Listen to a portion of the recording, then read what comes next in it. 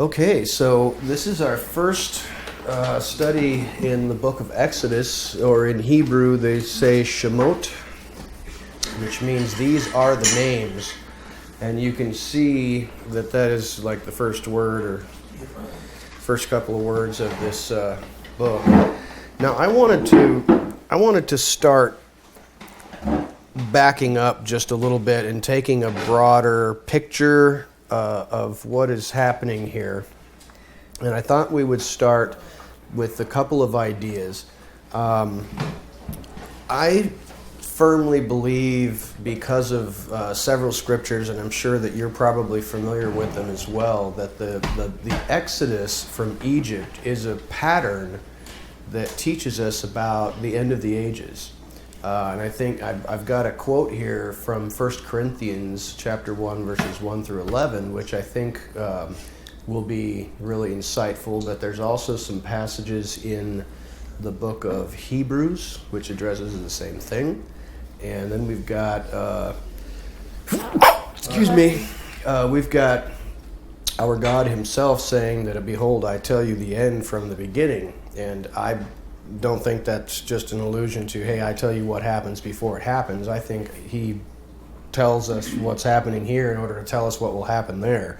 And I think that this Exodus from the Egypt is a really good pattern to see what is going to happen in the future with the greater Exodus. How many of you have heard about the greater Exodus? Now, I know that there are some teachers out there, Hebrew roots teachers, who take the idea of the Exodus and frankly take it a little too far, in my opinion, where they think they've got the whole thing planned out. And this goes a little bit beyond what I think is a reasonable assertion based upon what the text says. Now, is there a greater Exodus? Absolutely, and it's referenced all throughout Scripture. But there are some Torah teachers out there who are really digging down and explaining how everything's going to happen each step of the way, and it's like that's just a little bit deeper than I think you can, unless you can say, thus saith the Lord, then you might be getting yourself into trouble there. So I don't want to do anything like that, but I think that there's some real patterns here that will show us about what is happening in our days, as I believe that we are experiencing or are about to experience. I know that all of you probably feel that way, that the return of the Messiah it just has to be imminent, doesn't it? It sure feels that way to me, and we certainly hope it is so. And I know there's been a lot of people in history who've said the same thing, but things are different, really, I feel. But first, let's take a look at this passage from Paul, written in 1 Corinthians, which really talks about the Exodus and what it means to us. And he says in 1 Corinthians 1 through 11, he says, I do not want you to be ignorant, brethren, that our fathers all were under the cloud, and all passed through the sea, and all were baptized into Moses in the cloud and in the sea, and all ate the same spiritual food, and all drank the same spiritual drink, for they drank of the spiritual rock which followed them. Now the rock was Messiah. But Elohim did not delight in the majority of them, for they were strewn along in the wilderness. Now these things became examples for us, not to be lusting after evil things, as they also lusted, nor to be idolaters, as some of them, even as it is written, the people sat down to eat and drink and rose up to revel.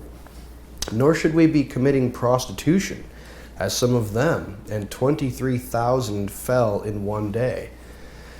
Nor may we put Elohim on trial, as some of them put him on trial, and perished by serpents. Nor be muttering, even as some of them muttered, and perished by the avenging messenger. Now all this happened to them to leave an impression, yet it was written for our instruction, on whom the ends of the ages have arrived. So I think that Paul, in his brilliant insight into the Torah, is really showing us what he understands the scriptures to be saying, and that is the pattern of the Exodus is for the end time believers. And he is admonishing us to learn from what happened to our ancestors, lest we also fall through these various sins that they committed and perish without making it through this great tribulation, if you want to put it that way. Now, I want you to take note briefly of who Paul wrote this letter to. It was written to the Corinthians, right? Are these Jews? Are these Hebrews? It's kind of like he says fathers. I'm not sure if that's the proper translation, but... Well, it is a proper translation. I'm glad you picked that up, because he is saying to these people, whoever they are, our fathers. I don't want to run away with that, but at the same time, it's like, I'm wondering maybe if, like, for him being there, I think he was there probably for a long time in Corinthians, or in Corinthia.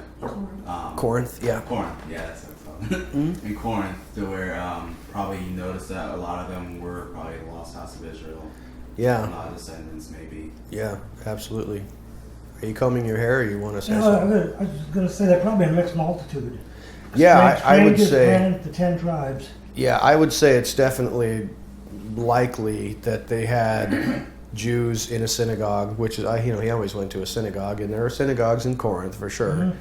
But there's also going to be a lot of converts to Judaism, or God-fearing people, as the book of Acts will call them. People who have decided, we definitely want to worship this God. We don't know that we necessarily want to become Jews, but we would like to go to your synagogue and learn more about your God and worship your God, without taking the full step of becoming circumcised and baptized and stuff like that. So, but I think and again, like Derek said, I wouldn't want to read too much into it, but he is, in our study in the book of Romans, he talks a lot about the Gentiles, who I personally believe is the lost tribes of the house of Israel being grafted back into the family, and he's talking about our fathers.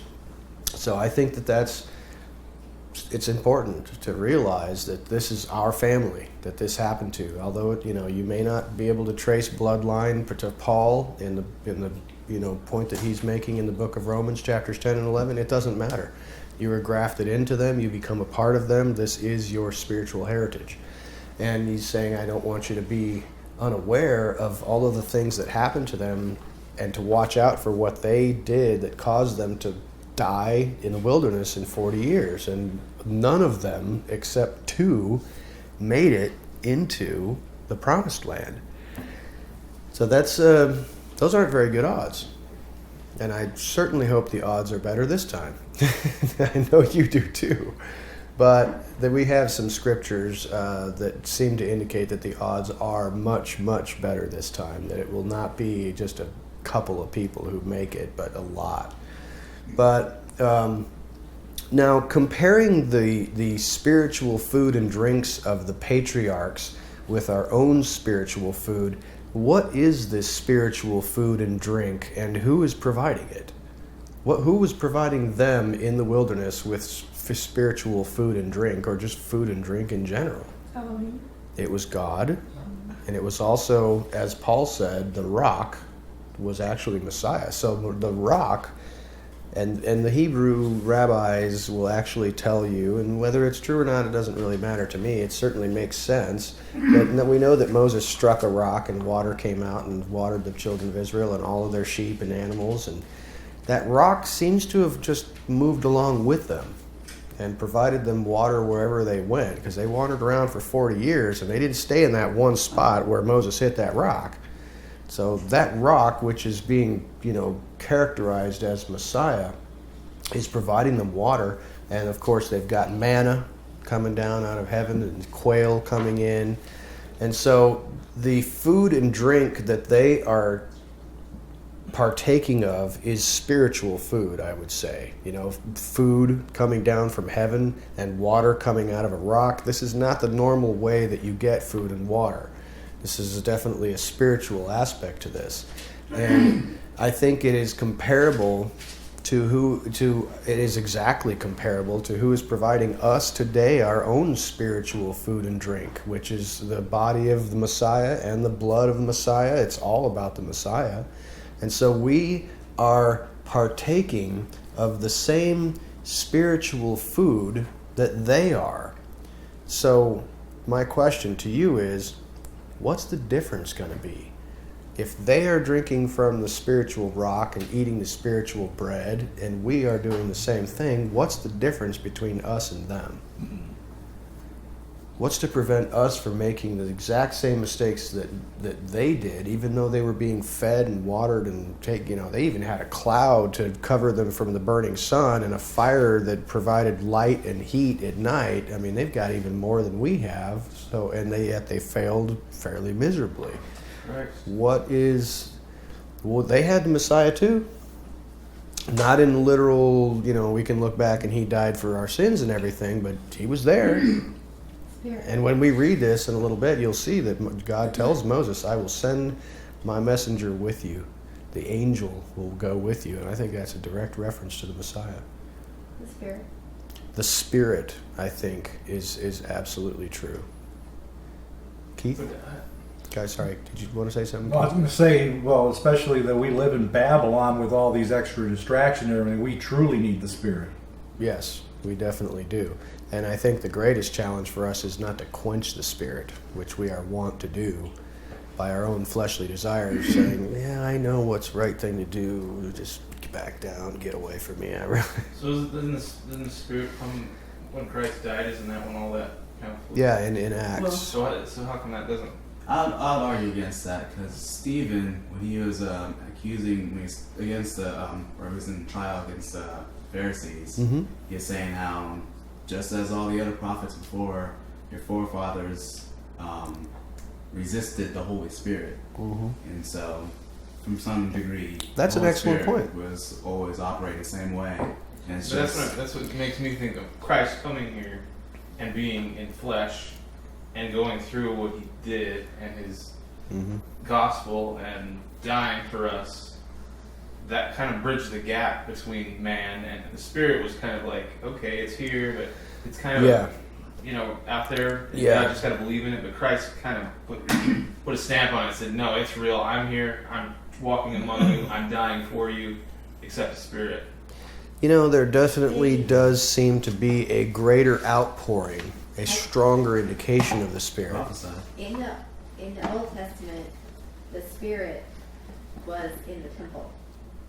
That menorah. Sure, yes. The 7 spirits of God. Right. And I think that after Messiah's death and resurrection, that it was now it could be in this temple instead of the building. Would you relate that to the curtain parting and all these weird things happening in the temple, that the Spirit of God has left the temple and is now residing in believers? Well, because he wrote it on our hearts. Yeah. Like the temple's in your heart. Well, that wasn't that way before. It was the temple was here. Right. So it seems like this is all related to Christ. It all leveled More than up. maybe it was here, but it It wasn't. leveled up. Yeah. Good video gaming analogy. Yeah, I think that's reasonable. It was a level up. Yeah, that makes sense. But he wouldn't warn us about these things if we didn't still have some dangers to watch out for. I think the distractions of today are truly even the abominations that they did. I mean, look how complicated the distractions and the sinful things that we do on a daily basis. Yeah. The myriad of things, they're just way more complex. Like, there's no way we could live without having that extra level up. It was just practically impossible. Even now, it's just... I would agree. And it would not only be practically impossible, but it is still a minefield. It's a minefield. Absolutely. Jerry? Just from what I've seen in my life and what I read in the Bible, anybody can say, I believe. It's very easy to say. And many do. But if you don't mix that belief with faith, which is practicing what you say you believe. Faithfulness. In other words, if I say I believe that God is God and he tells me not to do something, and I go ahead and say I'm going to do it, I don't have any faith in what God told me not to do. I'm not afraid of him. I don't fear him. Yeah. Yeah, absolutely. So I think we all say we believe, but how many people observe the Sabbath? How many people observe the kosher laws? I ain't gonna do that. I'm gonna do whatever I want. I'm gonna write my own 10 Commandments and live my own. They don't believe. Yeah. They say they do. They say they I love think God, to build off what but he's they got no saying, faith. It's true that, but I think part of it too is not just because we're all in sin. Repentance to me, feeling like, man, I feel bad for that. I should be doing better than this. I know God told me I'm a sinner and I will sin, Yeah. but I want to live and I have faith in Him and I want to live by His laws and His rules, and I blew it. I need to do better. Yeah. Yeah. It's the fine line of like. But when you I- convince yourself that that law doesn't exist anymore, Then you're not. and you Yeah, have no guilt, You're walking around in the breaking dark. right. Yeah. then you're in a whole different ballgame. I don't think you're even a believer then. No, you're nothing. You're just- Well, that's a That's difficult what the one. whole church is You doing know, today. Yeah. it's you become But, the people that Isaiah spoke about. These people draw near to me with their lips, but their heart is far from me. Keith? If you come home at the end of the day and then you actually put in thought about how your day went, and you can actually pick out things that you should have done better, where you may have fallen short, then you truly know that you've got something in you. Yeah. You know, somebody told me a long time ago, and I don't know how true it is, or you can take it or leave it, but somebody said, look, man, if you're concerned about your behavior and you have a conscience that is bothering you, that's a pretty good indication that the Spirit of God is in you and is causing you some trouble. So, if your conscience is bothering you, that's a step in the right direction. So let's hold fast to that, and let's not try to crush it down and push it aside, because I know that that's easy to do. I wanted to just take a moment to review, and we're obviously going to review this in a deeper fashion as these things occur, but Paul is referencing here several. In fact, I think just about all of the terrible things that happened to our people in the wilderness and the mistakes that they made. There's only one that I can think of that is not mentioned here. Anyone else remember what that is? What that might be? I mean, he's got I have a question about idolaters. And this quote, the people sat down to eat and drink and rose up to revel. Is Yeah. that, does That's that the give calf. us That's some the golden calf. insight onto what idolatry is? Well, yes, and we'll discuss that in just a moment. But yes, that's Because so. that's such a vague thing. Well, we'll talk about that in a minute, and I think it'll make a lot of sense to you.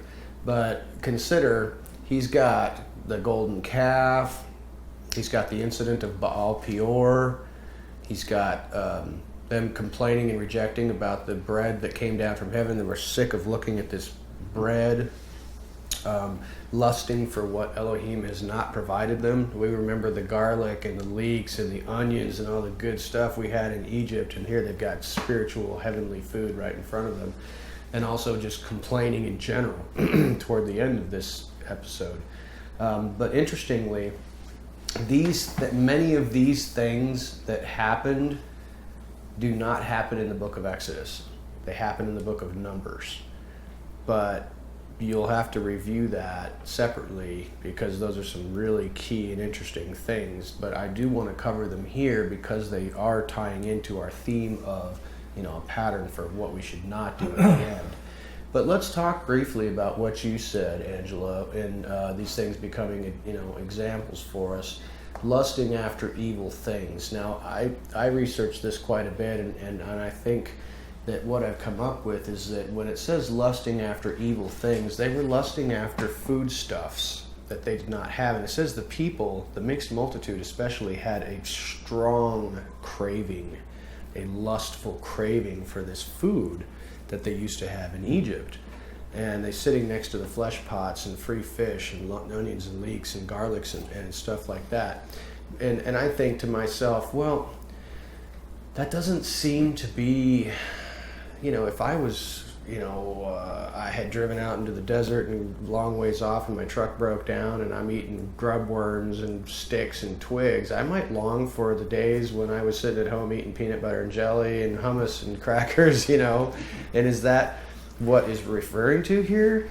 I don't believe so, because the text is talking about they had a strong lust for these things. And that really sets it onto a different level, I think. And they were rejecting what the Father had put right before them to take care of them.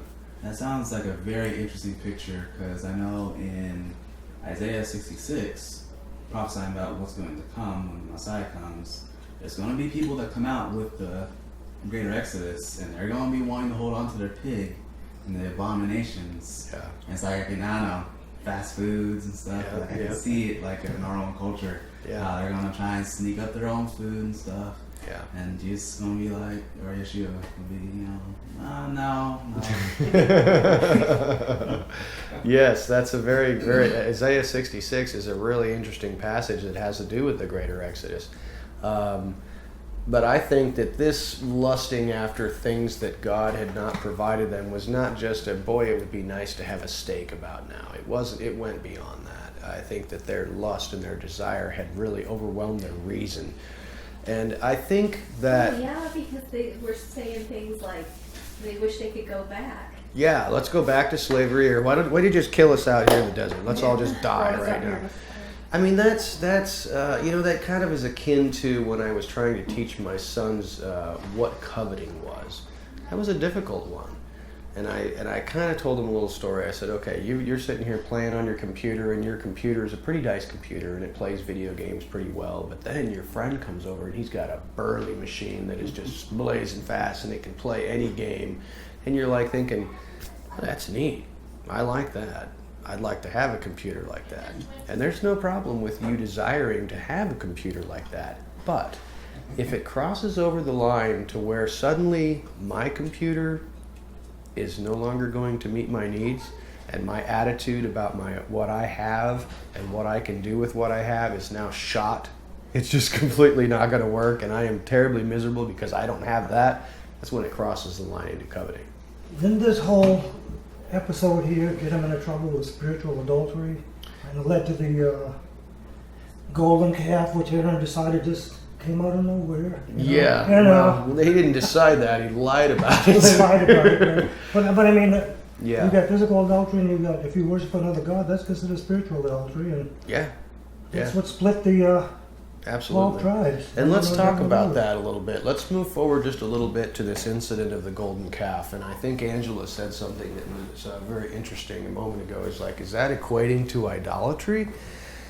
Yes, and the reason is because of some specific instructions that you find in the book of Deuteronomy, where if you carefully, and we will when we get there in just a little while, carefully read about the incident of the golden calf, it's very curious because, of course, Moses is gone up on the mountain getting the rest of the instructions because the people got the 10 words spoken by the Father, and it scared the crap out of them, and it was really an uncomfortable situation, and they said, please stop or we're all going to die. Moses, you go up and get the rest of the instructions. Now, he was up there for 40 days and 40 nights, and he lingered, and the people were like telling Aaron, I don't know what happened to that dude. He's dead. I mean, they can see the mountain is on fire, and there's lightning and thunder and hail and, loud rumblings. The Moses is dead. He did not make it through that. Make us gods to go before us. But then Moses' brother Aaron says, okay, and there's some commentary that you can read, which I believe is probably accurate, that, and it may even be referenced in a later book, that talks about how these people were not just saying to Aaron, make us gods to go before us as our new representative since this guy Moses is gone. We need something that our eyes can see that will represent what we're doing here. They were threatening to kill Moses, brother Aaron. They were threatening to kill him and her and Nun, Joshua's father, because they were standing between the people and saying, no, we cannot do this. And they were like, we will stone you to death. And so they were having to fight for their lives. And of course, Aaron buckled and made this golden calf. And it says he fashioned it. It did not say it popped out of the fire, like he later told his brother Moses. He fashioned it and built it. And then an interesting thing he says immediately after he builds this golden calf, he says, here are your gods who've led you up out of Egypt. Tomorrow will be a feast to Yehovah. So how do we build golden calf and hold a feast to Yehovah? Are we following a golden calf, which is some new god, or are we following Yehovah in the shape of a golden calf? This is mixing. They're mixing. Well, they're making a symbol for themselves that represents Yehovah. Yes. You know, that's what their culture was. That's the Or key, Egyptian. which you can see is that our Father relates to spiritual idolatry. Because he says in the book of Deuteronomy, you're going to go into the land of Canaan, and you're going to see these weird people who am telling you to destroy, hook and crook, every bit of them. They are completely corrupted, evil, probably interbreeding with demons, crazy stuff going on there. And they worship their gods in ways that are truly abomination and disgusting, and don't ever look at what they do and then adopt some of their religious practices and say that you're doing it for me, because I will find that to be an abomination, and I'll consider that as though you're worshiping demons. So what is interesting here is that when you take this image of a golden calf, which he had just spoken about 40 days previously with his own voice from the mountain, you shall not make any image of any beast in the heavens, on the earth, underneath the earth. Bam, they did it. Made a golden calf. So I think this is a crucial point to note here, is that Paul is telling us that idolatry to our Father is worshiping him in ways that he did not approve. You cannot worship this God in ways that he did not approve of. Jerry? One other thing in that little episode, Aaron was going to create his own feast day, which was not one of God's feast days. Excellent point. Yeah, I hadn't considered that. He establishes his own feast day in order to sell. Yeah, that's a good. Excellent. What did you say? It all sounds so familiar. It all sounds so familiar, doesn't it? Well, that's. Yeah, it is. And that's really challenging for today, because I know that you can see people who will say, well, I don't go to church, I like to go sit on a mountain with the wind and the birds chirping, and that's me worshiping God. Well, you're worshiping something that God created. You can go into nature and appreciate what God created and give glory to God because he created these beautiful things. That's fine. But when you say, I am worshiping God by observing what he has created, it can be walking a fine line. But now you start switching days of worship, like Aaron did. You start supplanting and putting in religious iconography, whether it's a cross with Jesus on it, or saints, or kissing the feet of a statue, or all kinds of weird stuff, that you could definitely say you've crossed a line and have begun to worship the Father in ways that he has not authorized, and you can indeed be guilty of idolatry. That's one of the big ones. That's What's where. hard for me is this right here. It's always been hard. Because, like Christmas time, it's not a time of worship at all in my mind. No, it's tradition. But It's you're consumerism you're now. still guilty of idolatry if you partake, I guess. Mm-hmm. So like if we go over to his brother's house and hang out on Christmas. Or Thanksgiving, it's a feast. It's like If you go to the church, Yeah, but Right, we're not Thanksgiving going is to church. different. and they've got all these Christmas trees everywhere. Yeah.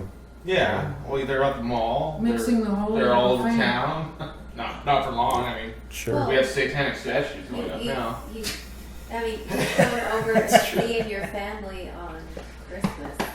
You are not saying, Right. Well, that's I kind am of my doing point. this for him. You're Right. not saying that At at all. all. Right, I'm But totally other not. people are, and I think that's I agree the with scary thing. It's not the people that do Christmas in a totally pagan way, and it's not I think it's the people who are doing it and saying that This it's is- about. This is a holy day or something. Yeah. right? Yeah, this I is think about that's Jesus' been- birth. that's what's Right. scary, and Like Kirk Cameron coming along and Yeah. saying, we're going to stick Jesus back in Christmas. Yeah. Like, he does not belong there. Do not put him in there. and they never mind.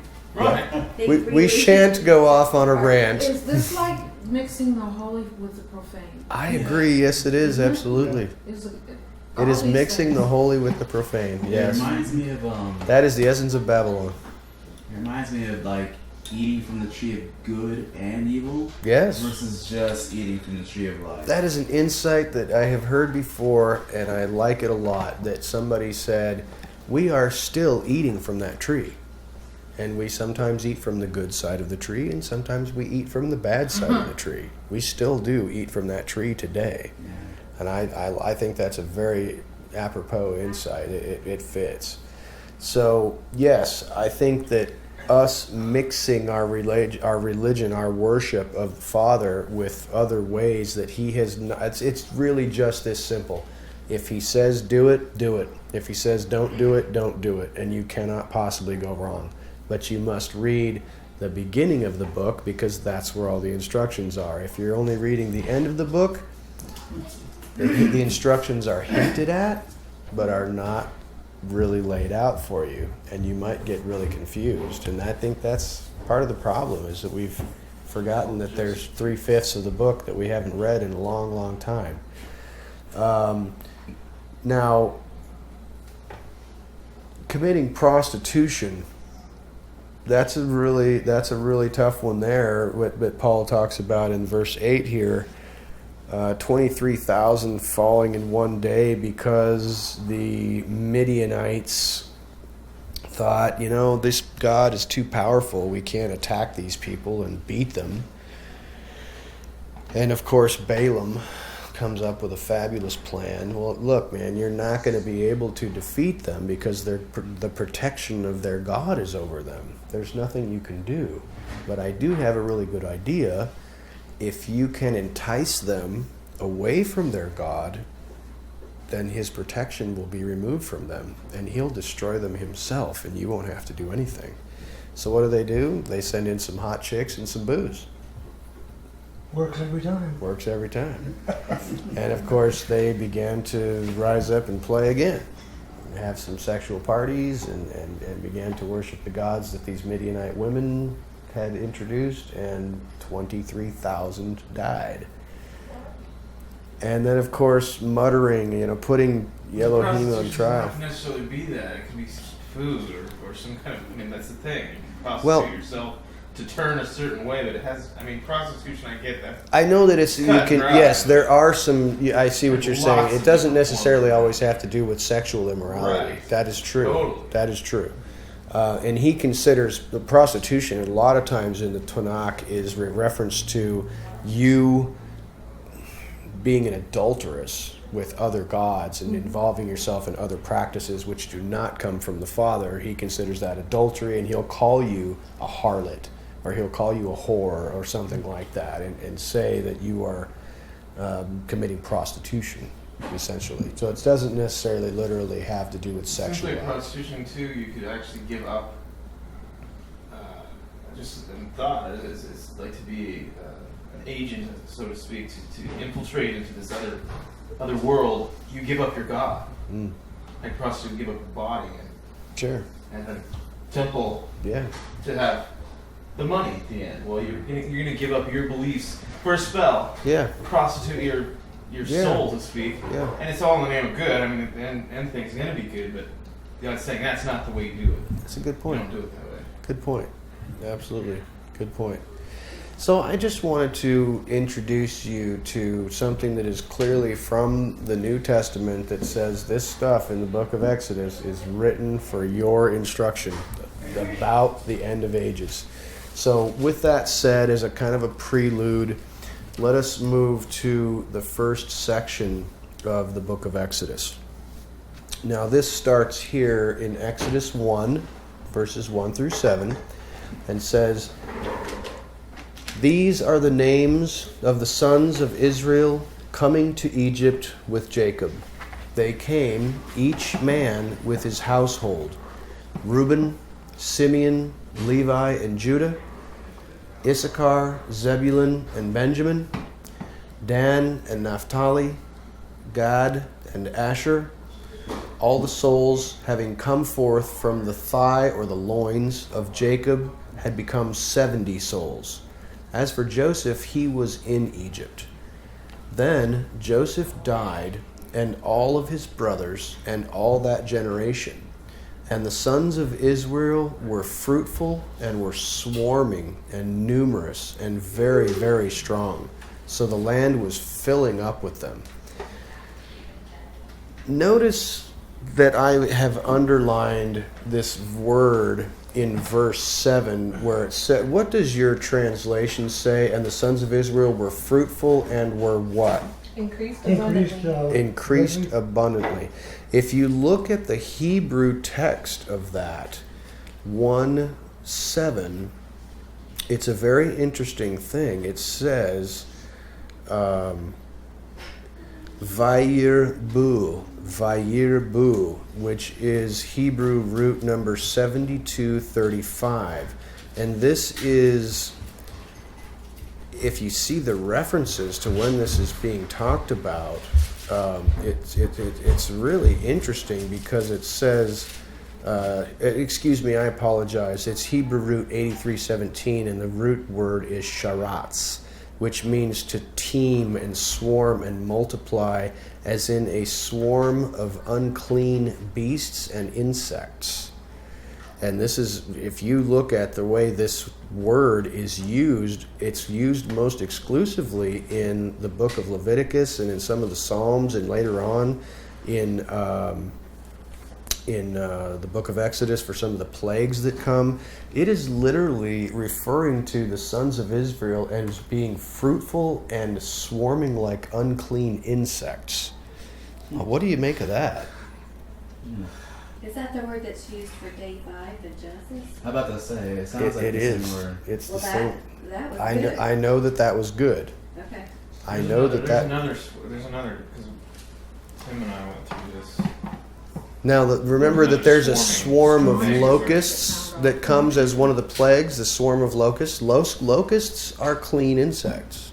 And of course, the birds and the fishes are swarming in the creation. But, and this is something that the rabbis and the sages of Jerusalem have talked about, is that this word being used here is not in a good way. Yeah, that's what I was going to think. Is it's not a good way. It's not used. Hey, Johnny, Yes, sir. you want to kick those kids for me? Thank you. Give them a good swift boot. But I think that this is not speaking about them in a positive light.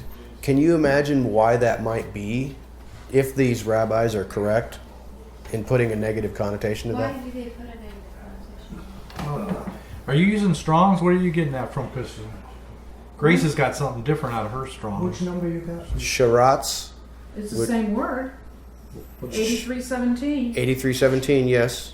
But it just says a primitive root to wiggle, that is, by implication, to swarm or abound, like you said. Mm-hmm. Breed or bring forth, increase abundantly, or creep and move. Yes. Is that negative? In Genesis, when we did the same thing, when God tells Noah what he can eat, Right. when he tells him that you can eat, now you're in control of all creatures of the earth, and you can eat everything that swarms, wiggles around on the ground. That's the word. That's what Tim and I looked at. You and I did too. And so what That I'm was saying How is is that not negative? what I am not saying that this word by itself has a negative connotation. In some instances of the scripture it does, and in some instances of the scripture it does not. The reason that the rabbis have assigned a negative connotation to this word is because of its ambiguity. There are other words, and frankly, 2 of them were used in this same passage with talking about how they were abundant and multiplying, which have no negative connotation. But this word is used both positively and negatively. And so they have deduced from that something untoward or not good is happening with this teeming and swarming of the children of Israel over the land What of is the Egypt. very, very strong denote that? That denotes that So just they're they evil are and very, very strong. Is that not right? evil necessarily. Wow. What I think that the rabbis, if I remember correctly, what the rabbis were talking about, and I think that this is certainly possible, and it is certainly also applicable in our day, and you can see it very carefully. Think about the Christians in this world today. Are they swarming all over the earth? Yeah. Yes, they are. Are they clean? No. No, they are not.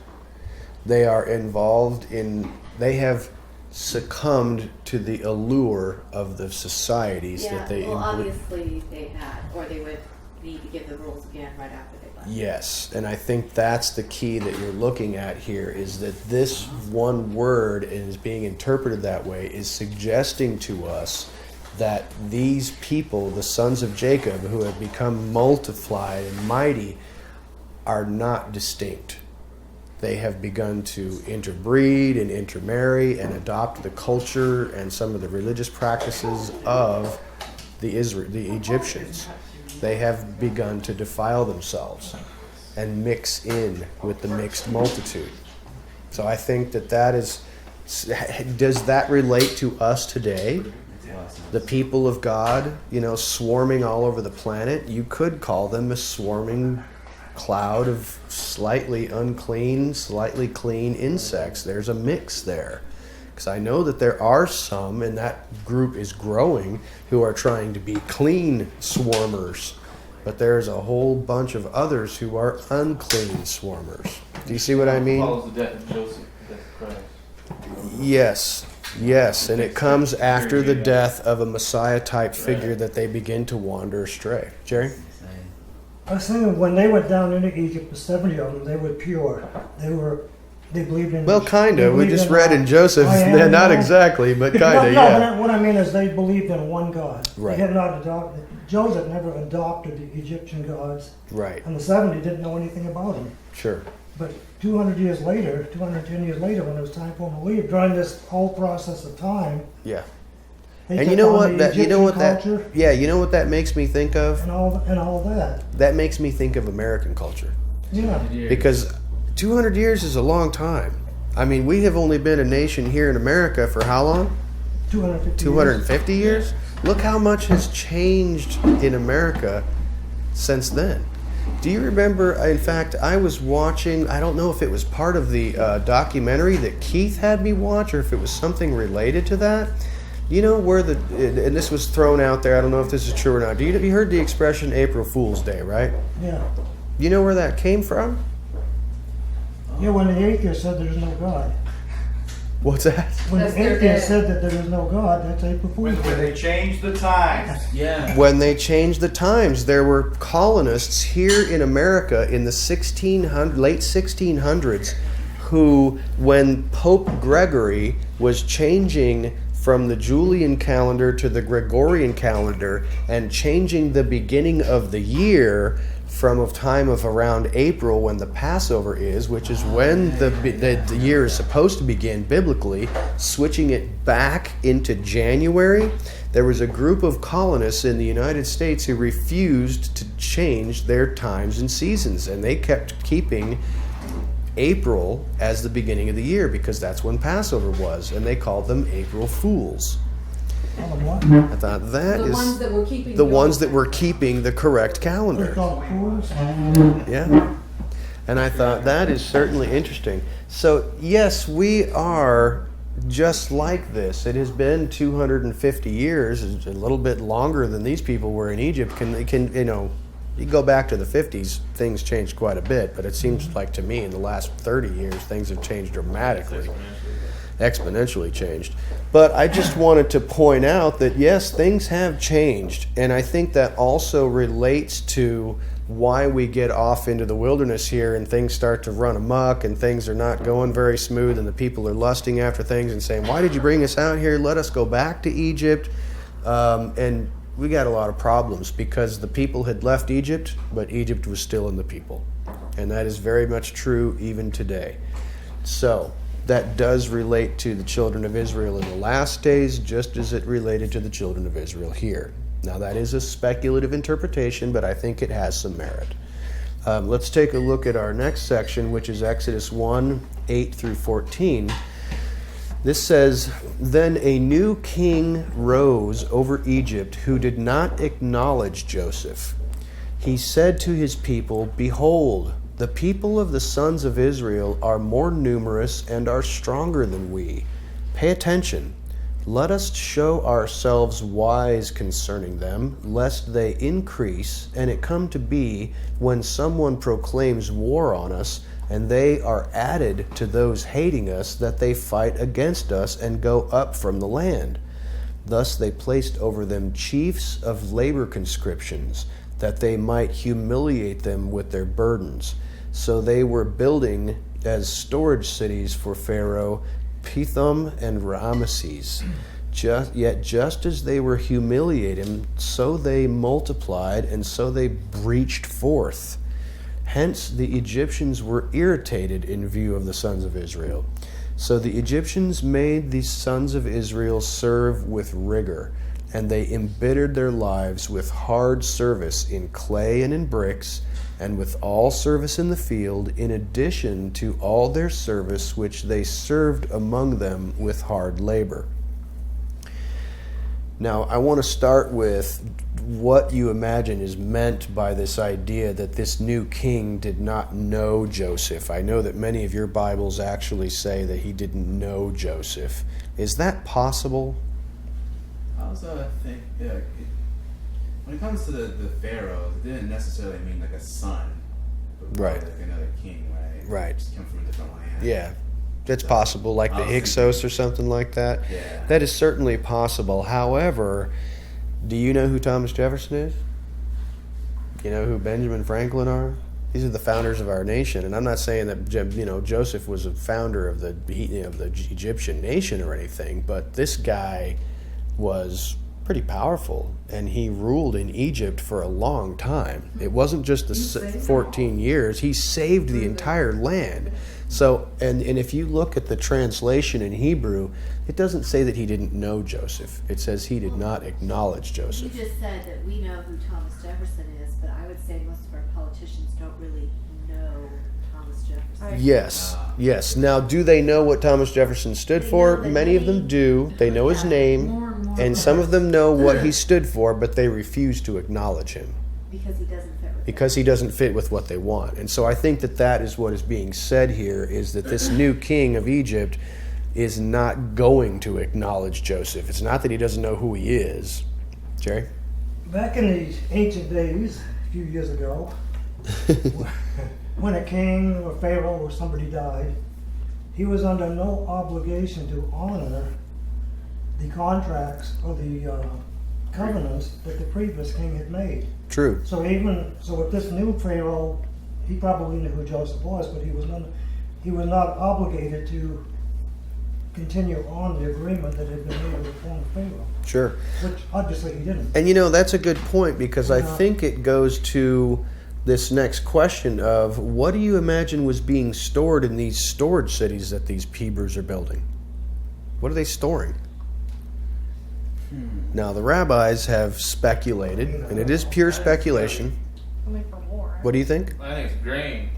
It could be that their whole idea was started with Joseph thinking, we need to store more When they're grain. doing it though, now for selfish reasons, not with Joseph's guidance. Now they're doing it. It's like, wow, this really we cashed in good. This Right. is I'm gonna build it. And that's the other thing, is that the rabbis have noted, look, during that 14-year period, Joseph took everything in the land of Egypt, all the money, all the land. So the kingdom of Egypt is loaded and flush with cash.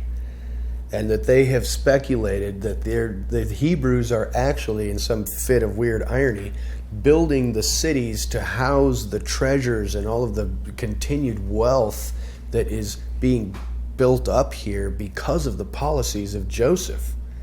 It's certainly possible. I know that a long time has passed, but... Where's that before they build the city though? Excuse me?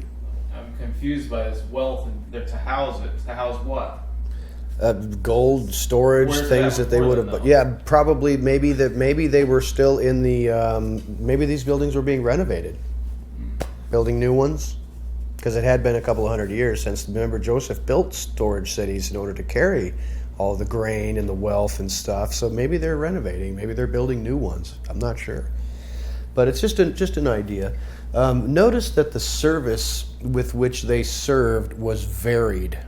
It doesn't say, I know that we watched the Ten Commandments with Charlton Heston's, and that's awesome, and I think we should all watch that again. It's awesome.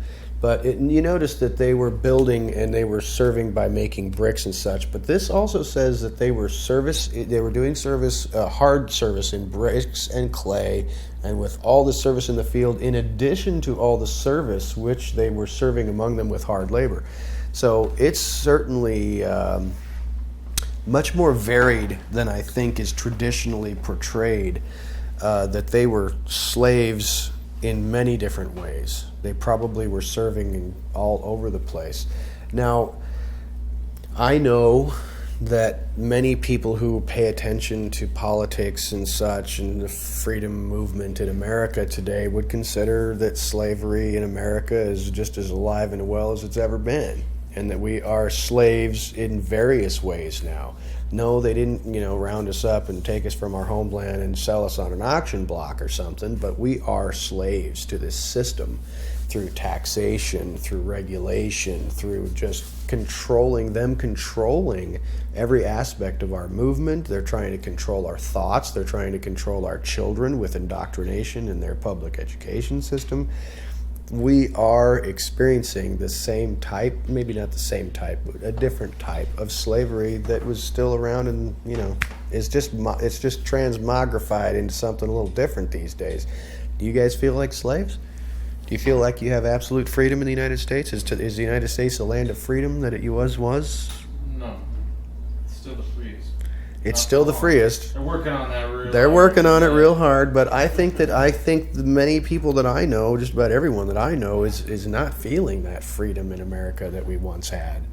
And I think that is certainly true, and possibly even worse throughout Europe and other places where they didn't even start out with as many freedoms as we had. God only knows what it's like there now for them.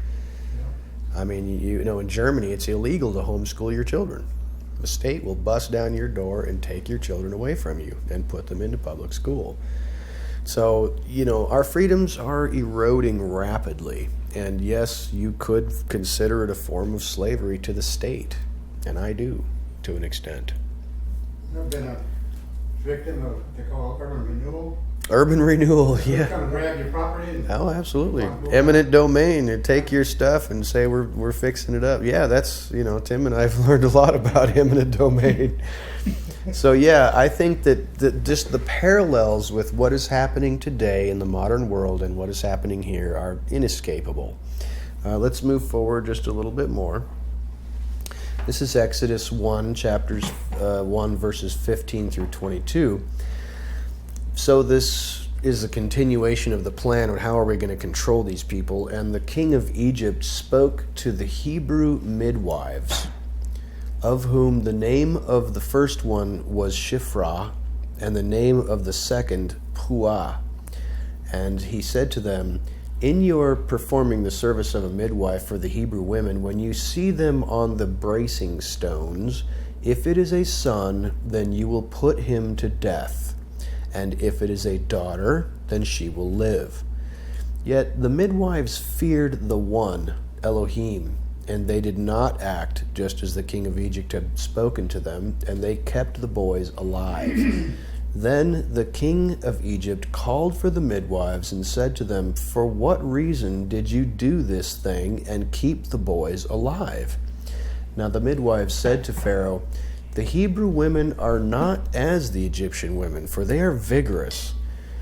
Before the midwife even gets to them, they have already borne.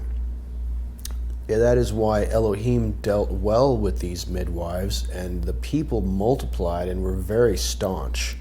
So it came to be, because the midwives feared the one, Elohim, that he provided households for them. Then Pharaoh instructed all his people, saying, every son born to the Hebrews into the waterway you shall fling him, yet every daughter you shall keep alive. Now, one thing that is kind of interesting to note here is that nobody so far has been identified by name except for these two lowly servants who are midwives. What's that? What do their names mean? And that's an excellent question. Does anyone know what their names mean? Something I noticed here, maybe correct me if I'm wrong, but I don't remember any time them using any anything but Pharaoh, the king of Egypt. Yeah, it I struck think me that's because for I a- remember hearing that. Yeah, it's for a purpose. They did. Yeah. I mean, it's like, remember that Moses is writing this book, and he's about to deal with his own birth and his parents coming right up. He does not identify them by name. He doesn't even identify himself by name. He doesn't identify the king of Egypt by name, but he identifies these 2 Hebrew midwives by name, which is very interesting. Now, the first one's named Shiphrah, which means fair. And the second one is named Puah, which means splendid. Fair. That is an excellent question. Fair is from the Hebrew word fairness or clearness, probably more along the lines of justice. That is fair. And so, interesting observation about the names of those, and I'm not sure what you might be able to imply from that, but certainly something probably if you were to give it a little thought. But just notice that those are the only 2 that are identified at all, and I think that it has to do with their actions and their lowly position. They are true servants, but they are servants of whom? They are servants of the one true God, and they do what he says. They refuse to carry out evil orders. I get the impression that they were supposed to kill the boys without the mom really. That was my understanding as well, and that is the rabbinic commentary is like, it's Like a stab his stillborn, neck and, stab his neck or tweak his neck or kill the child surreptitiously and say, I'm so sorry, it's a stillborn child, sucks, there it That's the is. only way their excuse would work. Oh, they gave birth, Right. before we could get there, so then. Right, yeah, and I think that was the original plan, was for Pharaoh to tell them, you will kill the child when it comes out as soon as you notice it's a boy, and we'll just pretend that it was just a mishap during the birth.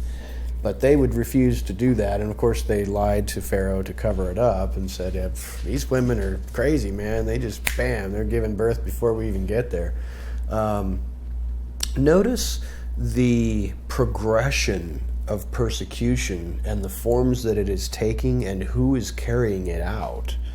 And it starts with these Hebrew midwives that are given specific instructions on how to take care of these children, and it ends up with who? The Pharaoh instructed all his people, saying, every son born to the Hebrews into the waterway you will fling him. So this sounds like a free-for-all. It's like if My you... Bible doesn't say to the Hebrews. Excuse me? It says every son born is to be cast into the Nile. It doesn't say Hebrews. Me too. Mine doesn't say Hebrew. It sounds like he just Baby told boys. the entire Well, population. Because I was going to say, that's what I was trying to figure out why, and it made sense if he wants to get rid of the Hebrews. This is a form of genocide, because they can marry and interlace with the women and basically breed that out of them, so to speak. But I mean, if it's everybody, then I'm sitting here going, well, is this some kind of animalistic thing where he doesn't want anybody to challenge him later, so he wants, I don't know. It's just only older people would be allowed, men would be around. Well, when the whole context here is about killing the Hebrew male children, it wouldn't make sense for him to suddenly say, let's kill all the male children.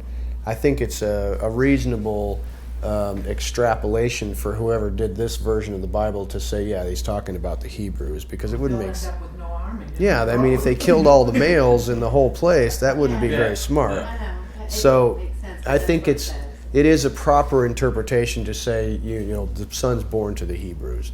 But just notice that it starts off as a secret plan with like some saboteurs, that it's going to be done in secret, and then all of a sudden at the end of this passage, it's like it's a free-for-all for everybody. He issues like a royal edict to the entire nation saying, if you find a Hebrew male child, it is your duty to take that child and throw it into the water.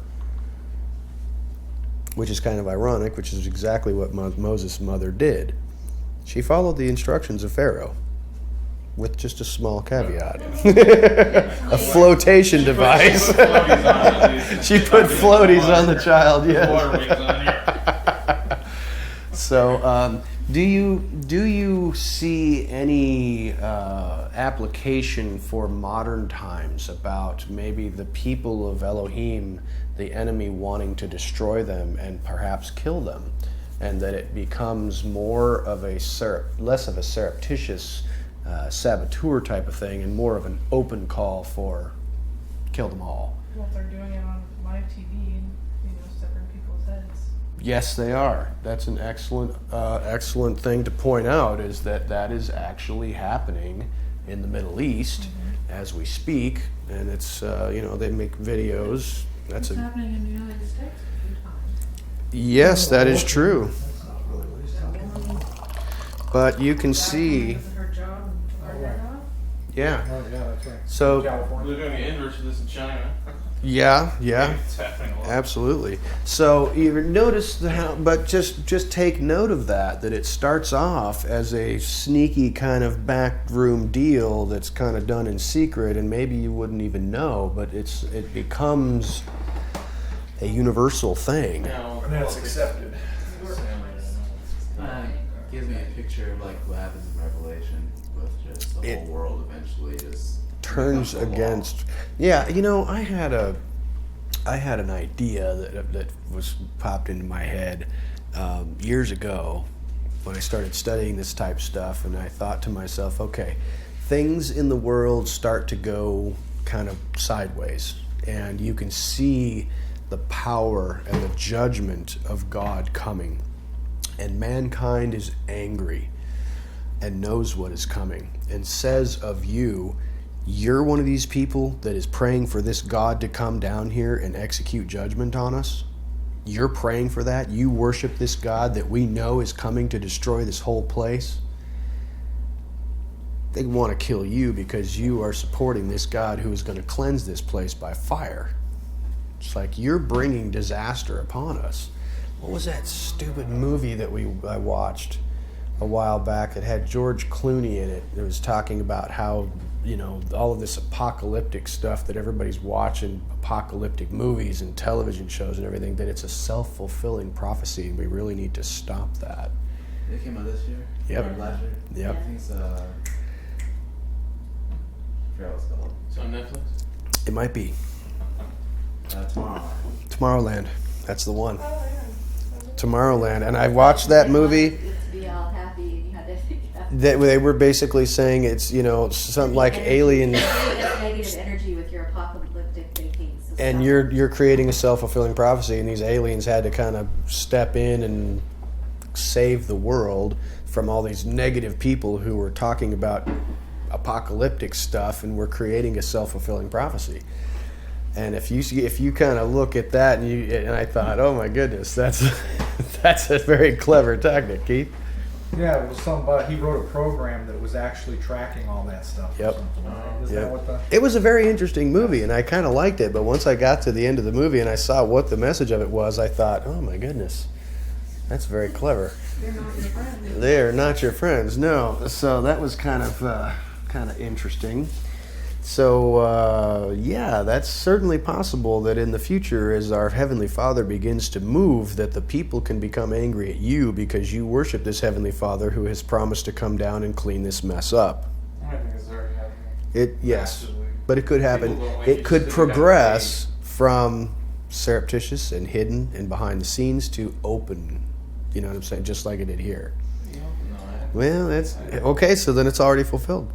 well, I'm not saying it's coming. It could fulfillment become be quite, more. The Yeah. glass isn't full yet. but Right. it's- Glass you isn't can full watch it yet. filling up, and it's That's happening. right. You can see That's it right. happening. Sierra? Isn't there another time in the Bible where all the male children are? Jesus or Mhm. Jesus. Absolutely. Yes. When Herod Yep. decided to kill all of the children in Bethlehem. And you notice that psalm that prophecy is referenced to Rachel Rachel weeping. weeping for her children. Rachel is the mother of who? Benjamin and Joseph. Benjamin and Joseph. It's very interesting. So, I was just going to say, it's kind of interesting when Satan ramps up things. The two figures who brought the word The two witnesses, you mean? with Moses and Yeshua bringing the law. Right, bringing right. the truth. And that's another thing that will become readily apparent here as we get into Moses and stuff, is you'll see a lot of parallels between Moses and Jesus as well. You guys want me like with this? I'm like, oh, I know we just got done doing that with Joseph. Yeah, I mean, Joseph is the most messianic type of figure that has so many parallels, it's unbelievable. I found a list of like 40 of them. It's just a huge list of ways that Joseph parallels the Messiah, but there is also a fairly significant list of ways that Moses parallels the Messiah. And then as soon as this story's over, you've got Joshua, which also parallels the Messiah on his second coming. Very interesting, because he's taking the people into the land and conquering it. That's a very interesting observation. Moving forward just a little bit to Exodus chapter 2, verses 1 through 10. Now, a band of the house of Levi went and took a daughter of Levi. The woman became pregnant and bore a son, and she saw him that he was a goodly child. So she secluded him for 3 months. And when she could no longer seclude him, then she took for him an ark of papyrus, daubed it with asphalt and with pitch, and placed the boy in it. Then she placed it in the weeds on the shore of the waterway. Yet his sister stationed herself afar to know what might be done to him. Then Pharaoh's daughter descended to bathe at the waterway, while her maidens were going on the side of the waterway. When she saw the ark in the midst of the weeds, she sent her maidservant and took it. She opened it and saw him, the boy, and behold, the lad was crying. She spared him and said, "This is one of the boys of the Hebrews." Then his sister said to the daughter of Pharaoh, "Shall I go and call for you a woman, a wet nurse from the Hebrews, that she may nurse the boy for you?" And Pharaoh's daughter said to her, "Go." So the damsel went and called the boy's mother. Then Pharaoh's daughter said to her, "Have this boy go, nurse him for me, and I shall give you your hire." So the woman took the boy and nursed him. And when the boy was growing up, she brought him to Pharaoh's daughter, and he became her son. She called his name Moses and said, "Because I have removed him from the water."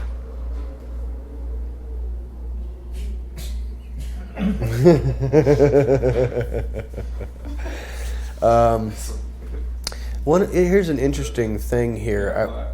I wanted you to take note of the actions that Jochebed, that is Moses' mother, took to save her child, and at what point she must relinquish the fate of her son to God. So she does what, which is within her power for a short period of time? Hides him. Hides him. She hides him to try and keep him quiet and, keep him in the house and don't let anybody see him and, hide him as much as she can. But how old is he when this doesn't work anymore? 3 months. It's because, he's getting a little bigger. He's starting to cry. The neighbors are going to start to notice. And then her faith is called upon to take an action which is difficult, I'm certain. But you notice that she does put the child into the waterway, just as Pharaoh commanded, but she put him into an ark. And I think it's not insignificant that it is called an ark. It could have been called something else. It could have been done in a different way. She could have left him by the water or something. Hey, Keith? It says basket. A basket, yeah. But the Hebrew word is actually ark. And what does that make you think of? Noah's Ark, which is where, which is interesting, because in that picture you see death and destruction covering the whole planet, but 8 people are rising above it, and the death and destruction is happening below them, and they're delivered through the water. By floating on the water. Exactly, It's just interesting. like. I was going to bring this up before you go, but the 40 days and 40 nights that Moses is up on top. Oh, happens so often. I mean, and then he comes down and strikes a rock, and then we have water again. It's like, yeah, it's very interesting. Did you want to say something, Keith? I'm just saying, do most translations say basket, by the way? Mine say ark. Yours actually says ark? New King James. New King James says ark. What is yours? It says basket. It says Yeah. basket. it says jet ski. She put him on a jet ski. So I think it's interesting because, this really does reflect her faith in the Father. I mean, if you stuck your baby in a floating boat on a river, it's not certain that the child will die, but it is certain that the child is in the hands of God. She had to relinquish control of that child to the hands of the Father and say to the Father, I cannot rescue him anymore. There's nothing I can do. If I keep trying to hide him, I'm going to be found out and he's going to die. But I am going to place him into your hands. And that was the only way that she could probably think of to say, it's almost like saying to God, like one of those people in the book of Judges who says, God, if you're going to really do this, then show me a sign. You know, it's like her saying, I'm going to take my faith that I have in you and I'm going to put it to work. I'm going to put this kid in a basket and I'm going to put him on the river. You're either going to save him or you're going to allow him to die. And I have to be okay with that. No matter what happens, I am placing the child into your care. Abraham did that with Isaac. Abraham did the same thing with Isaac. That is absolutely correct with the Akedah. Yeah. Jerry?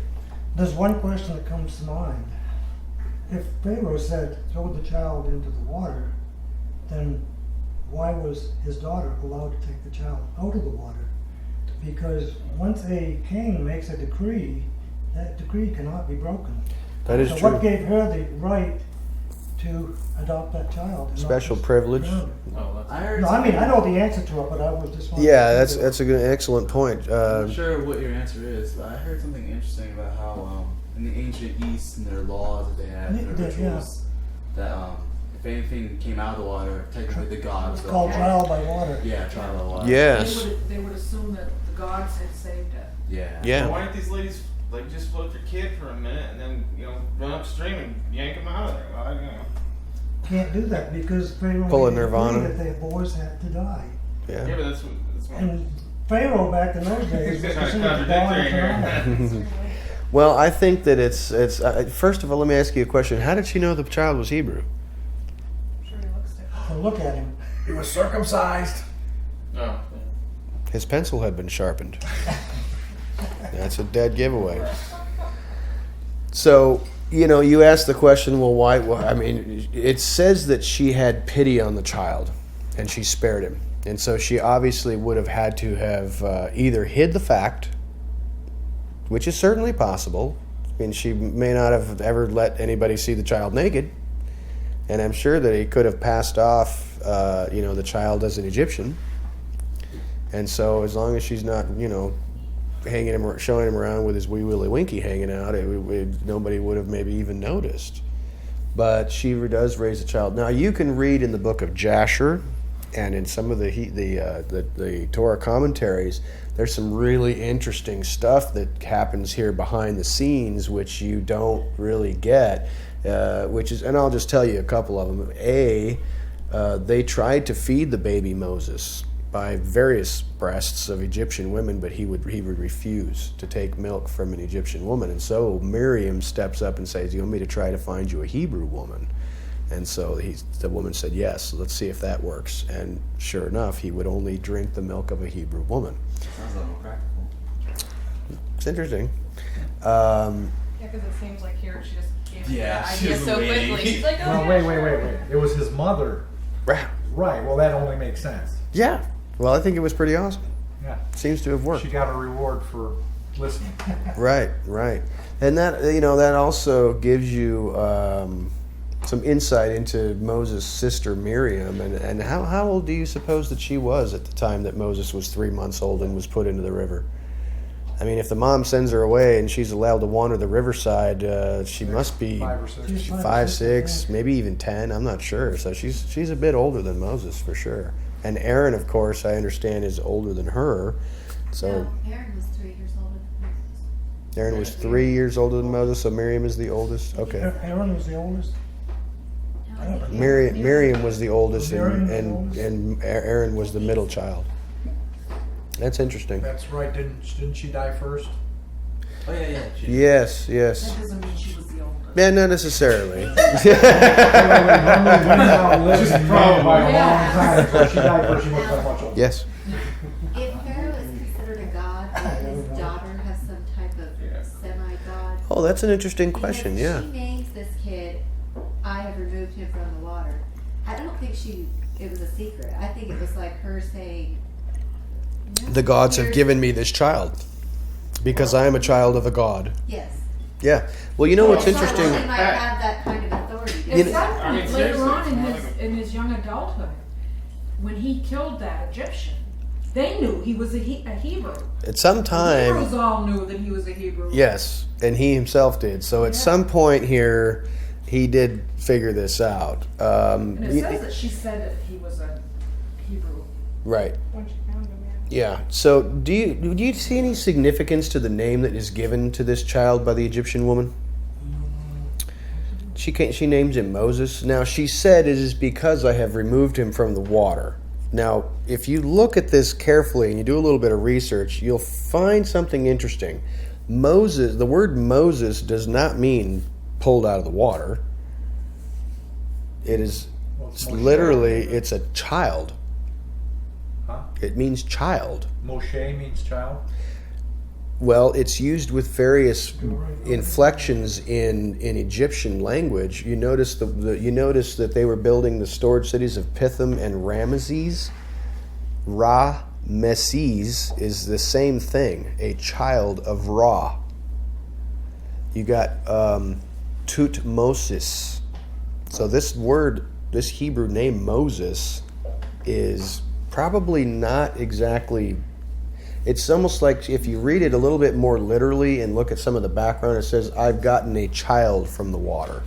So Moses is more like child and not pulled out of water. Because if you look at Ramesses, Messes is the same thing. Is Ra is a child of Ra. Tut. Maybe it's a child of the water, because men, that letter, is That's the true. same in Egyptian hieroglyphics as it is in Yes, but Moses is not a Hebrew word. It's not a I know. Hebrew name. but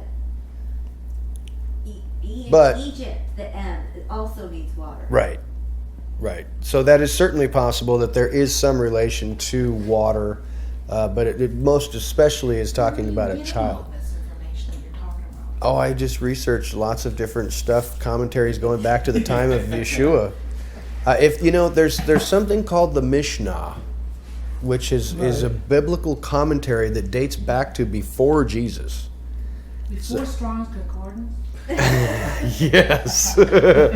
The early Mishnah actually predates Jesus, and probably Yeshua was very familiar with the Mishnah, which is ancient Hebrew commentaries.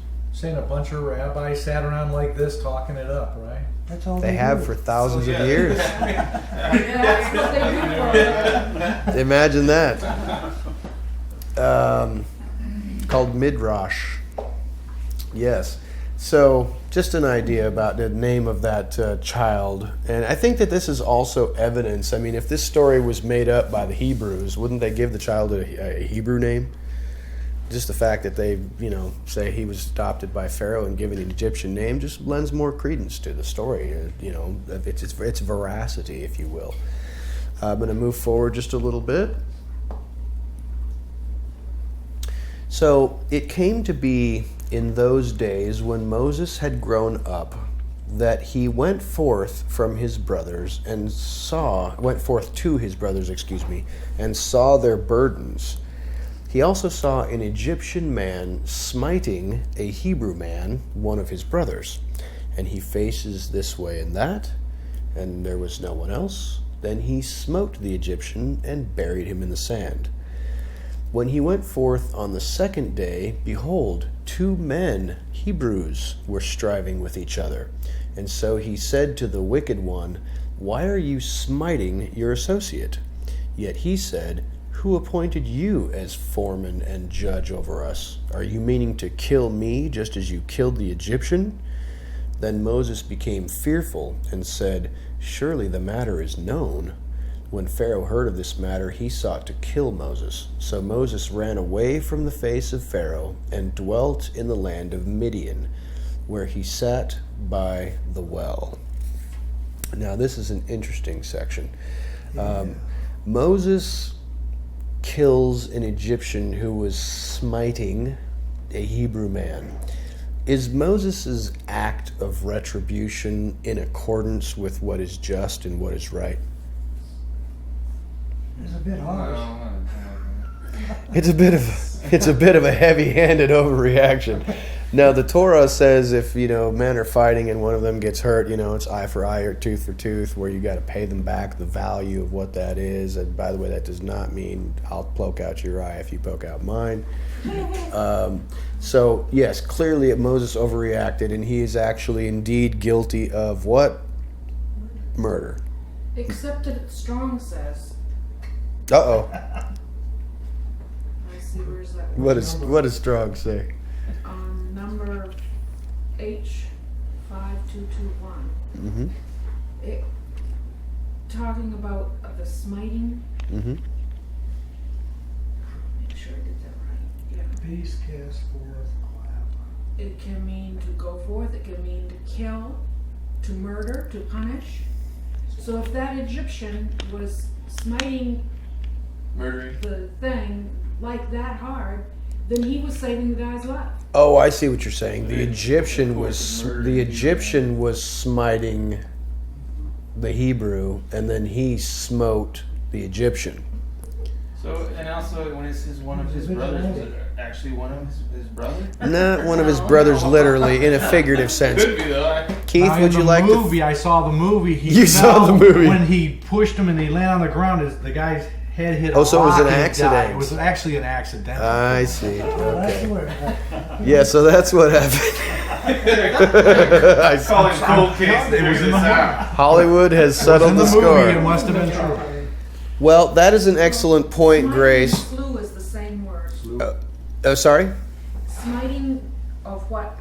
Well, let Moses me did ask and- you this, I mean, Grace. what the guy was doing and what Moses did. It's Well- both the same word. Well, my It's question is- okay, so they're both the same word. Okay, so that's certainly possible that he saw an Egyptian killing a Hebrew, Beating him to death. and so he beat the Egyptian to death. In that case, Moses would be acting as one of those. Well, kind of, but in the Torah they call it the avenger of blood. Which, if a member of your family has been killed, you have the right to kill the person who has killed your family member. So that is certainly possible that Moses is not actually a murderer, but an avenger of blood. Because then, in accordance with, I didn't get any of that from this. What I thought he was worried about is Pharaoh, not because he committed murder, but he murdered an Egyptian. But the way the Egyptian wasn't committing murder under Pharaoh. It seems like. Well, according to the law, yes. According to the Egyptian law. law. They make him chuck all the baby boys in the water, and that's cool. I don't know how really upset he would be if an Egyptian killed a Jew or a Hebrew in the street or something. Yeah, I really agree that it's probably no big deal for an Egyptian taskmaster to kill a Hebrew, but to Moses it was a big deal because he recognizes as his brother, and also that according to what will be taught later in the Torah, Moses has a right to kill that man as an act of retribution.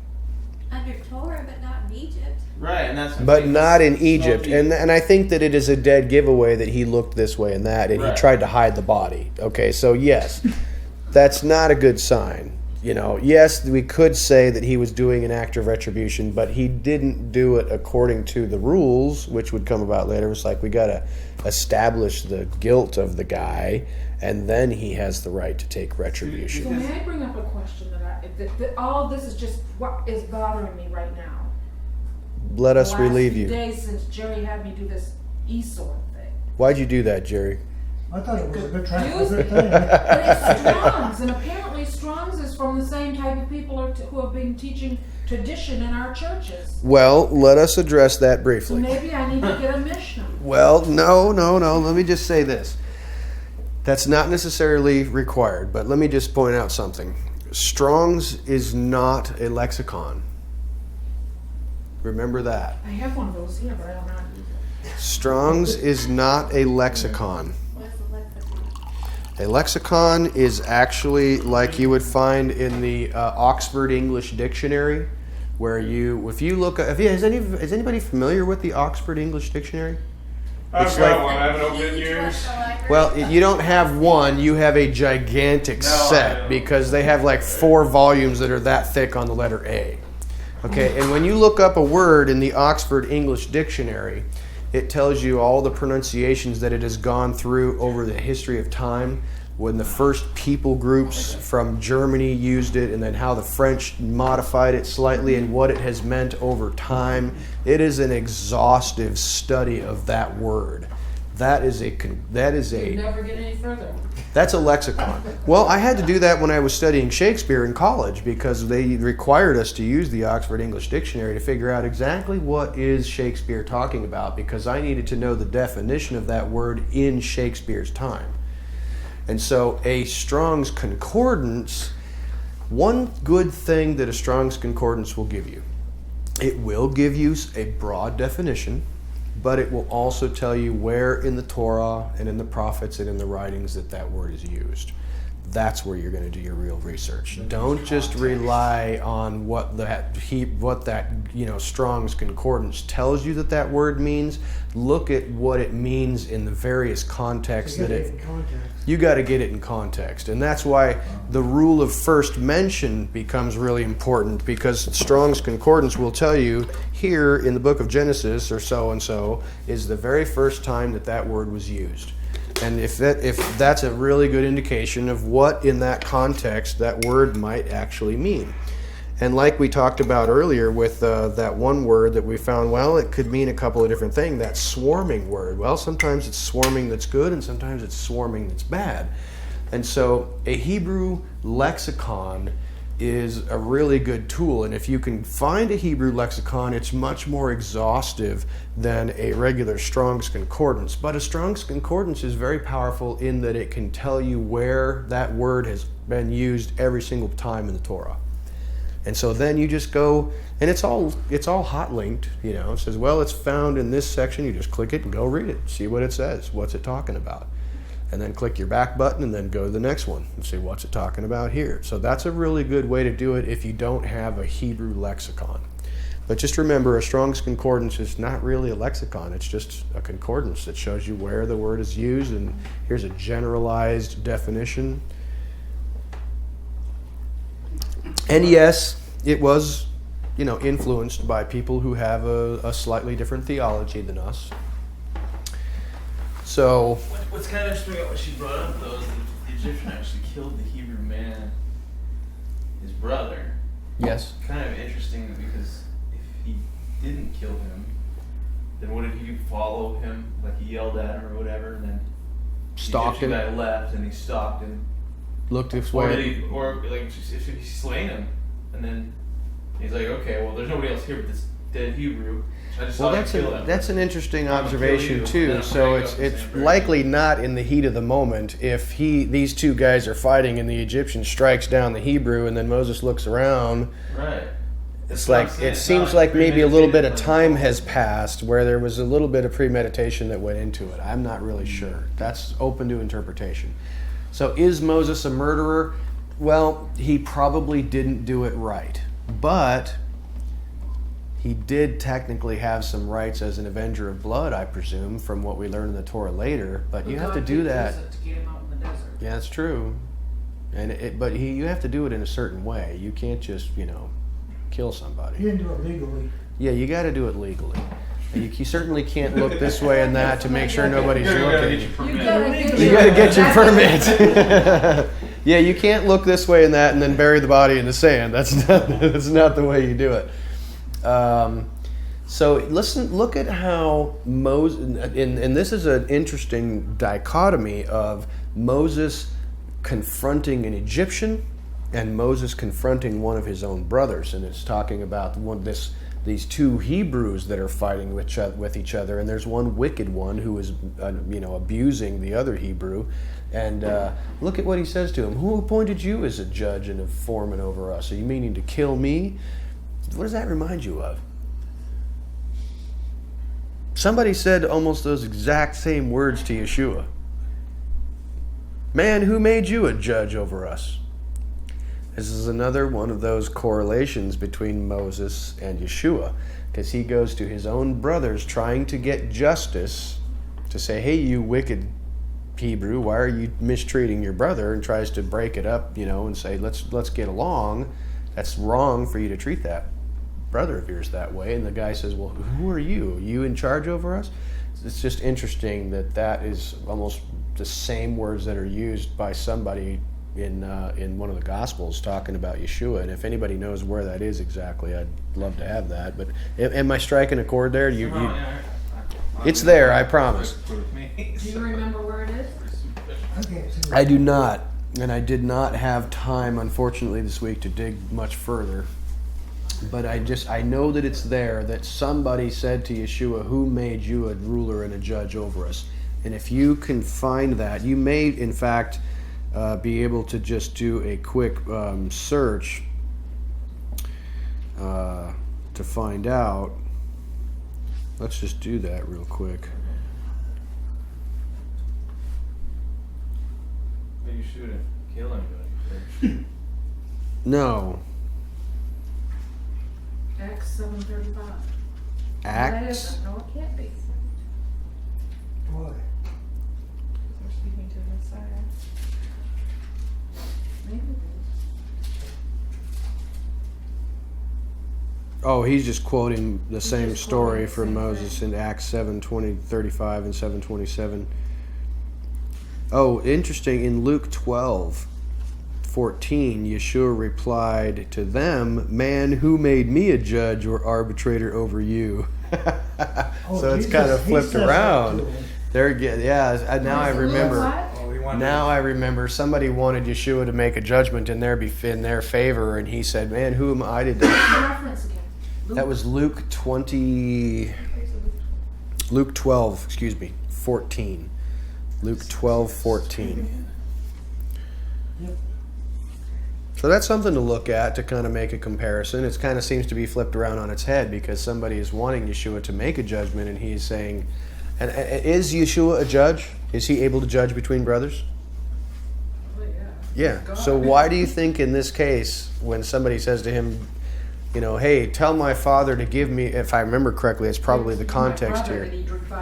Yes, tell my brother to give me my portion of the inheritance. And Yeshua says, what? Man, I am not your judge. I'm not made an arbitrator over you. But isn't he, though?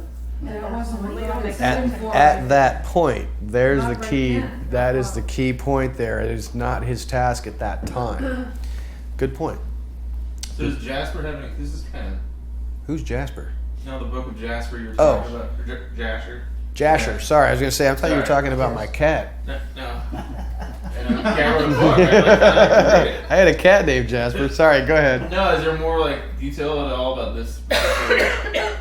This Tons. Yeah. Tons. Yeah. The book of Jasher is really, really interesting. I highly recommend that you read it. I know that some you'll say, it's not scripture. Some people say it is scripture. Why is it left out? What reason you cited? Because the rabbis in the 2nd century decided that it was not. There's got to be a bunch of. Yeah, but the all these rabbis cross liked references the to Maccabees, why. but King James didn't. That's right. Some group in the 18th. But she was saying that King James, decided to kick out the Maccabees and all this other stuff. So, you know what? I'm not going to say it's scripture, and I'm not going to say it's not. All I am going to say is it's very interesting, and you should probably read it. It's fun. It gives you... None of it disagrees with scripture? No, Because not... the book of Enoch seems to in places. I haven't It read... has some good stuff in it. I haven't read far enough into the Book of Enoch to find stuff that has really sent alarm bells off in my head. Go, wait a minute, this is wrong. But when I read the Book of Jasher, it's essentially the same thing from Genesis through to the Exodus, and even a little bit further than that, but a lot more detail. And it doesn't contradict necessarily anything. One Jared? contradiction I found in Jasper was when the Red Sea opened, Pharaoh's army goes through. They all went through except Pharaoh. He stood on the shore, and then he went north somewhere and became king of some other country. Interesting. That was the only Okay. only thing that I found wrong. Now, I don't remember off the top of my head, but does the story in the Exodus indicate clearly that the Pharaoh did go into the Red Sea? Yeah, Yeah, he Okay. let them in, I believe. Okay. he went in the ground. Well, you know what's interesting to me, and it certainly could have been tampered with. but Joshua quotes from the book of Jasher. I know. So does the brother of Jesus. I mean, like at least 2 times from Jasher I know. Yeah. Can't remember their place, but it's quoted.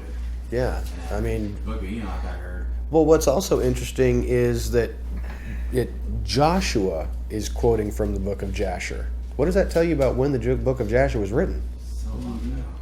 Either at the same time that Moses was writing the Torah, or before Moses wrote the Torah. It's like one of those things where But like It couldn't have the story of Moses in it unless it was written afterwards. So it would have had to have been written at about the same time or slightly after Moses was writing the Torah. Maybe it was like Luke, they just took some records and kind of put them all together. And come up Certainly with a story. possible, yeah. Yeah, absolutely. Well, you notice also that when we were talking about Paul in 1 Corinthians, how many did Paul say were killed in that plague? 23,000. You know what the Torah says?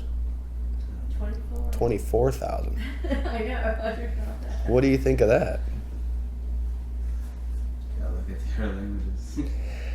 You know, and this is something that I looked up and found that was quite interesting, is that in a lot of places in the New Testament, when they are quoting the Old Testament, and let me rephrase that, not in a lot of places, in a few instances, the apostles or somebody is quoting the Old Testament, they don't do it with 100% accuracy. And does that bother you? They're referencing something, you know. when Seems they like come some up with mid-rock. and That, somebody yes, would- that doesn't bother me, because just like I said to you a minute ago, it's somewhere in the gospel where these same words were used. I had it slightly backwards and I had it a little different, but the words were there. It's the same exact thing. How often did they get to see a Torah scroll? They heard it. Now they didn't all own Bibles running No, around. that is an excellent He's point. That was remembering. Paul. Yeah, but now Paul, That was Paul. that was said Paul. that. Now he is a rabbi, and And he, he had it all memorized. well, let us categorize what we mean by memorized. Did he memorize it word for word, or did he know it so that he could explain it and describe it to you, not verbatim, but point by point by point? He knows it so well and can quote portions of it perfectly, but he knows it so well that you could ask him, what does it say in Exodus, in the book of Shemot, chapter 3? Well, it talks about this and it talks about that, and he can give you every detail about it, but not per, just line by line. I think that I don't know that has ever been the case, that somebody has memorized something line for line. That would be really incredible. Unless it's that's awesome. unless it's Well, the book of Eli. if he had a photographic memory, It's certainly possible. line by line. It's certainly possible. Yes. This does not say Pharaoh was killed. I'm No. reading this and it doesn't say. What chapter was that? Really? I thought it did, but it I talks thought I about- would bring that up, and I knew I brought it up for a reason. The text of the Torah does not actually say that Pharaoh was in the Red Sea. Isn't that interesting? Yeah. Now the Song of Moses does. No, No, I read that too. Unless no, it doesn't. It just says the horse and rider. It doesn't have any reference to Pharaoh. Says Pharaoh's chariots and his army has been cast. Okay. But they found what they believe is his chariot in the bottom. Well, according Because to the only study Pharaoh wrote of the Red Sea crossing by Mr. Rood, they found a chariot wheel that could have only belonged to one of the priestly castes. Would have been a very important person's chariot, but not necessarily Pharaoh's. It doesn't have the to be. choicest of his officers were drowned in the Red Sea. Interesting. So yeah, I thought that it actually didn't say specifically How that deep is Pharaoh. that artifact? I've been looking for that. How what? How deep is that artifact? They didn't. Oh, it's a Cameron it's go down 1,000 there? feet. James Cameron did it, didn't he? Yeah. You were telling One me. of them James Cameron did, but Michael Rood did some with another archaeologist. That was very interesting. Have you seen that? No, that's why. I was Oh, that's fabulous, Yeah, man. I was Very, very interesting stuff. We have that, Jared. Well, You can get it online on like, YouTube. You can probably get it on which one has it all iTunes. of this? Yeah. What do you- I'm moving forward just a little bit.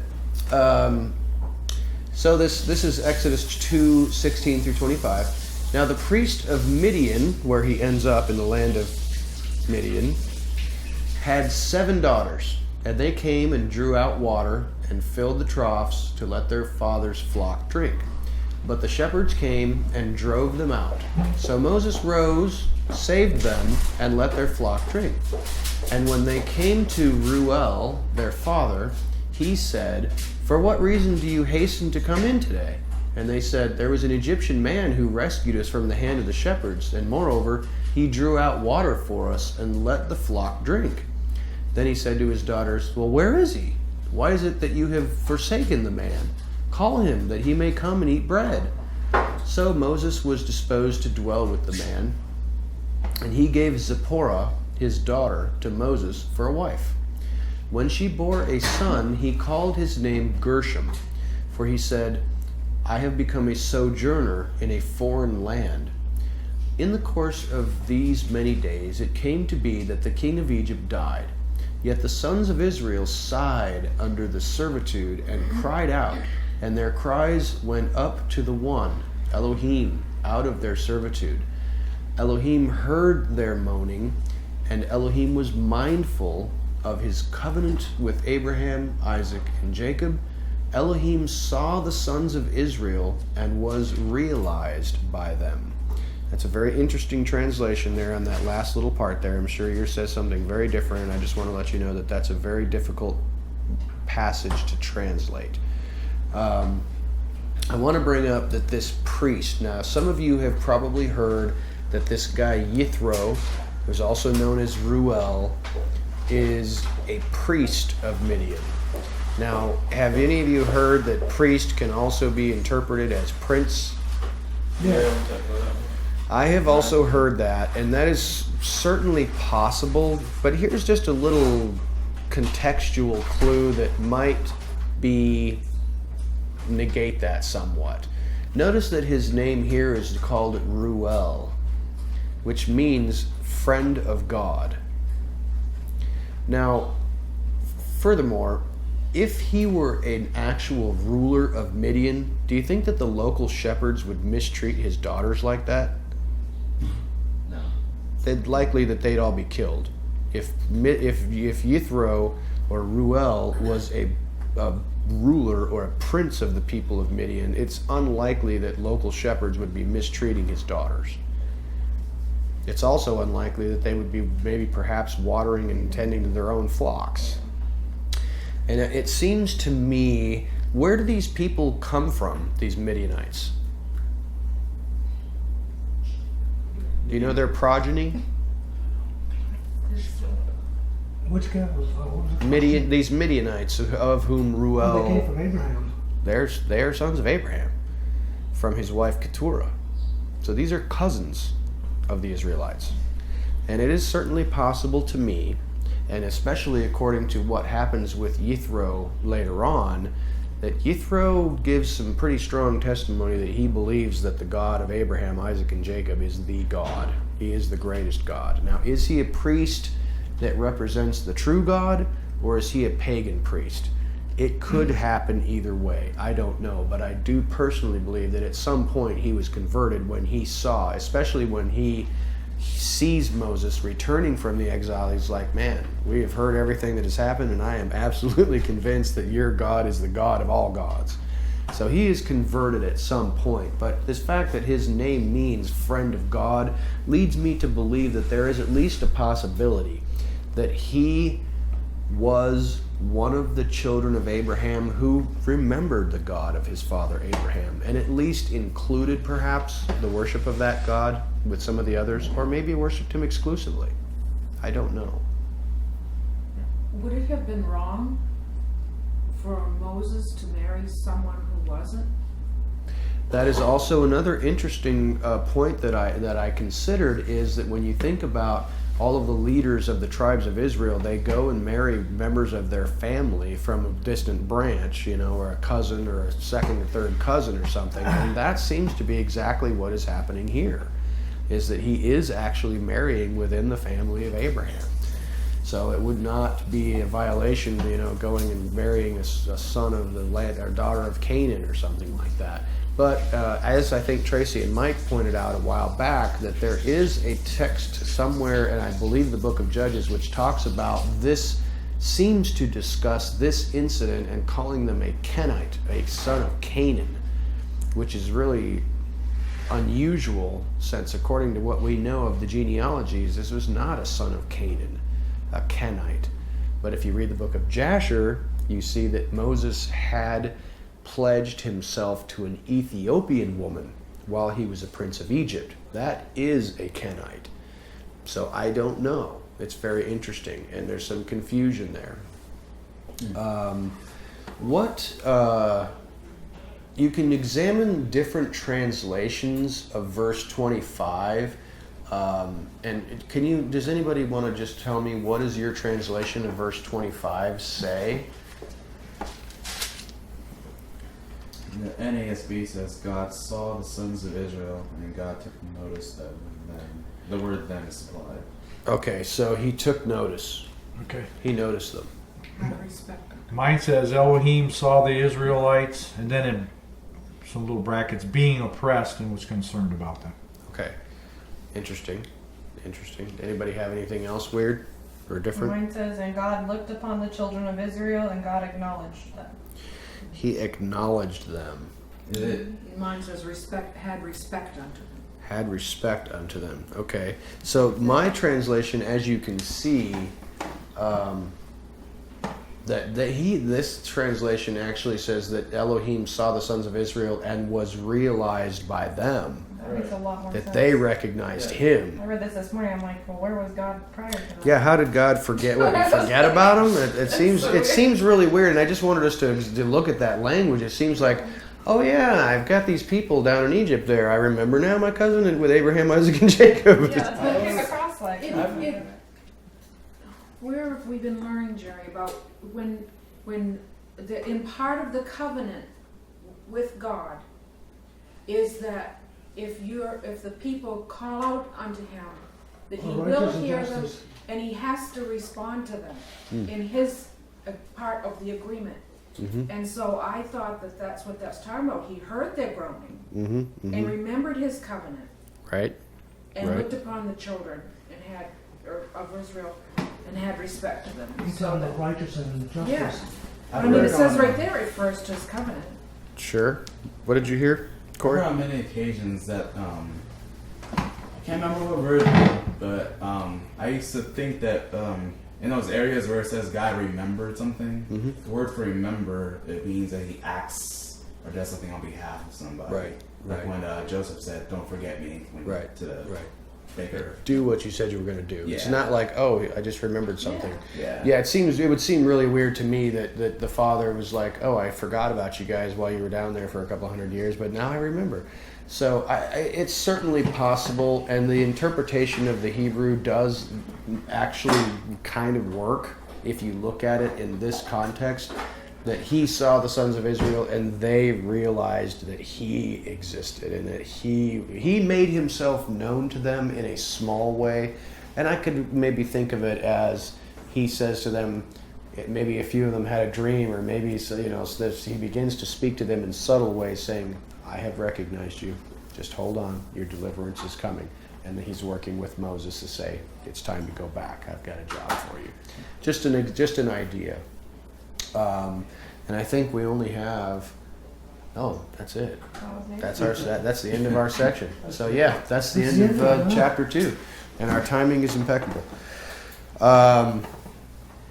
So we're off to a rip-roaring start, man. We'll go on to Exodus chapter 3 and possibly Exodus chapter 4 next time. And let us pray, and we will have some snacks and whatnot.